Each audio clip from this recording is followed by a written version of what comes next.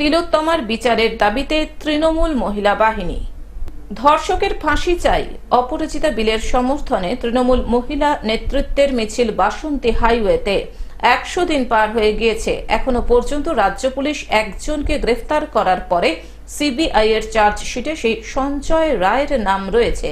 বন্দ্যোপাধ্যায় আমাদের প্রতিবাদ করতে শিখিয়েছে মেয়েদের, বাংলার মামাটু মানুষের নেত্রী মমতা বন্দ্যোপাধ্যায় যেদিন মুখ্যমন্ত্রী ছিলেন না সেদিন থেকে আজ পর্যন্ত তিনি বাংলার মেয়েদের, মায়েদের, শিশুদের কথা ভেবেছে। নতুন কোনো গ্রেফতার নেই, এবার বিচারের দাবিতে রাজ্য মহিলা নেতৃত্ব পথে নামলেন।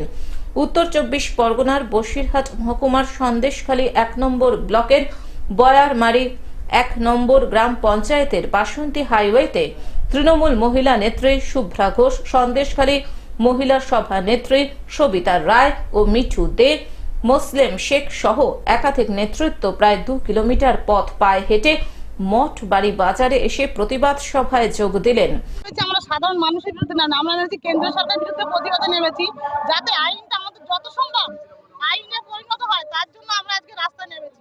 তাদের দাবি অপরাজিতা বিল আইন অবিলম্বে পাশ করাতে হবে, ধর্ষকের ফাঁসি দিতে হবে ও সারা দেশে নারী সুরক্ষা সুনিশ্চিত করতে হবে। আজকে মেন ইস্যু আমাদের রাজ্যপাল বিলম্ব করছে যে অপরাজিতা বিলটা, তার প্রতিবাদে মেন ইস্যু। আপনারা জানেন রাজ্য সরকারের যে প্রথম যে ধর্ষণ আরজিকরে ধর্ষণ হয়েছিল, সেই ধর্ষণের একদিন বাদে আমাদের মূল আসামি রাজ্য সরকার অ্যারেস্ট করেছিল। তাছাড়া সিবিআইয়ের কাছে যাওয়ার জন্য এখনো কোনো নতুন আসামি যোগ হয়নি, কিন্তু বিলম্ব করছে। রাজ্য সরকারের কাছে এটা বিচারটা থাকলে তাহলে ফার্স্ট ট্র্যাক কোর্টে এতদিন ফাঁসি হয়ে যেত ধর্ষকের। বসিরহাট থেকে শ্যাম বিশ্বাসের report, globe news.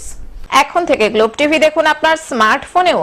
Google play store অথবা অ্যাপল স্টোর থেকে ডাউনলোড করুন গ্লোব টিভি লাইভ অ্যাপ। এছাড়াও জিও টিভি অ্যাপ থেকেও দেখুন গ্লোব টিভি লাইভ।